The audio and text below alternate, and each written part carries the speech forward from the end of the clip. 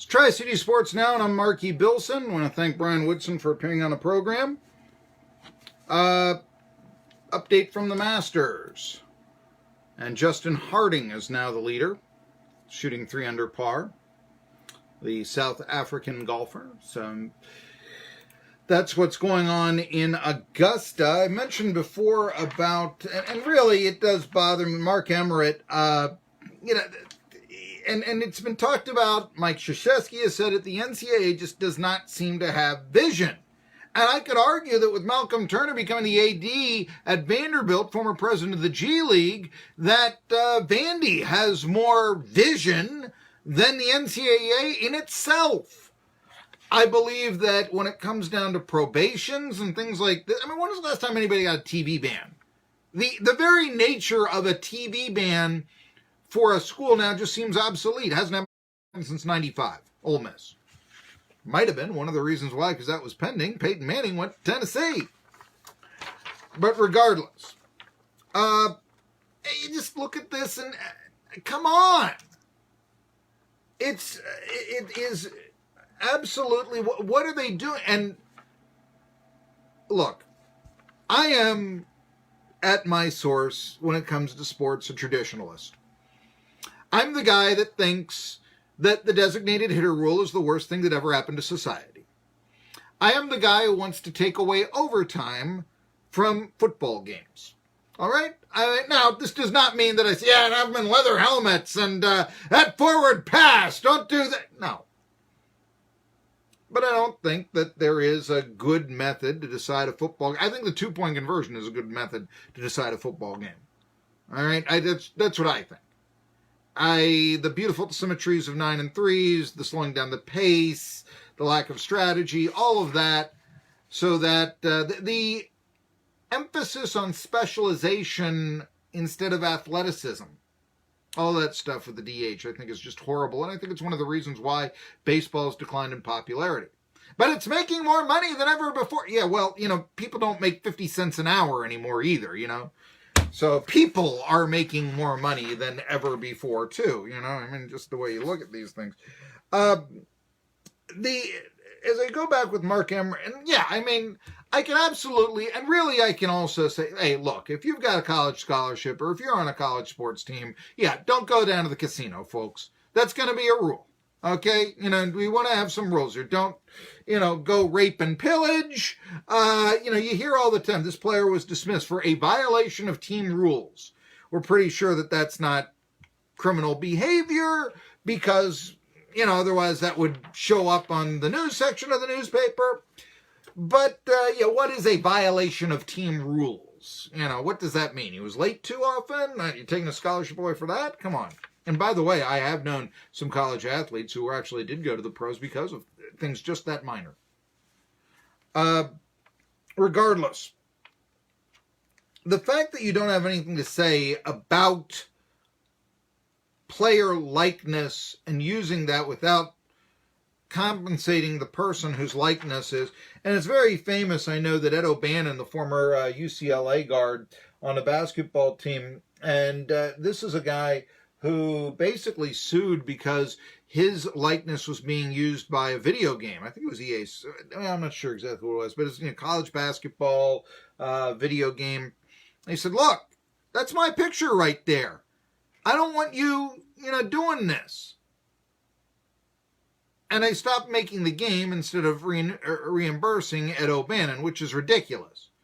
Now, Barry Bonds also, he didn't want, I know, in video games, his, name being, associated without, compensation, that sort of thing.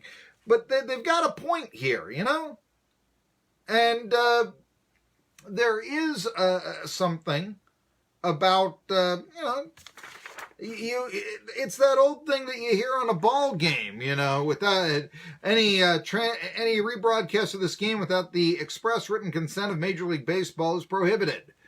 How many times have you heard that, on a ball game? Come on. It's kind of the same way here. Because you are rebroadcasting the image, if you will, of the player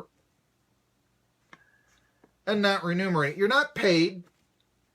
It is ripe for corruption. There have been all kinds of point-shaving scandals in football and basketball and the college level, far more so than the pros because the pros have more to lose. And you can't fix a game. Nobody's going to cover a bet that multi-million-dollar athletes are playing in. I mean, how are you going to bribe a multi-million-dollar athlete? Can you consider what you would have to actually present to them for them to even consider a thing? And then who's going to cover that bet? That's the thing. So you pretty much know. Now, officials are a different story, okay? There have been some pro sports bribery there, but, not since the old days. Now that ball players are making money hand over fist, it's not, here's your bonus, 1919 White Sox, flat champagne. You're making a living wage and all that. Yeah, well, if we throw this series, Chick Yandel theorizes, we can make that one big killing that'd set us up for life. Didn't work out that way, but still. That you would have nothing. I mean, here. This is the quote. We've obviously talked to the representative, let's see here, Mark Walker, and are trying to understand his position and trying to make sure he understands ours. Well, why don't you tell us what it is, Mark Emmert? It's very likely to be in the coming months even more discussion in the whole notion of name, image, and likeness, and how it fits or doesn't fit into the current legal framework of the environment of college sports. Basically, I think that we're going to be, into an era very shortly where the G League is going to start paying players. Nobody's going to want to play college basketball if they have alternatives. Even as, the crazy Ball family, let's face it, I mean, he's got that sort of idea. Look, pay me. Don't say it's prestigious to sit on the bench at UCLA. Pay me. That's what it's all about. Sorry if we sound like Madonna, the Material Girl, or something like that. The idea of what you get is a front row seat in a classroom. If you're paid, you can afford your front row seat in the classroom. Years and years ago, when pro football was first starting, there was actually a lot of animosity in college football ranks. Supposedly, Amos Alonzo Stagg, we're going back a ways, but he would disown his players that would go and play in the NFL, the fledgling NFL then. And, that's beneath us here. As a college football player, you should not be doing that. Yeah, after you're giving the old college try, that's not sports. That's, the old idea of amateurism and all that. That was the idea. Well, that became very obsolete.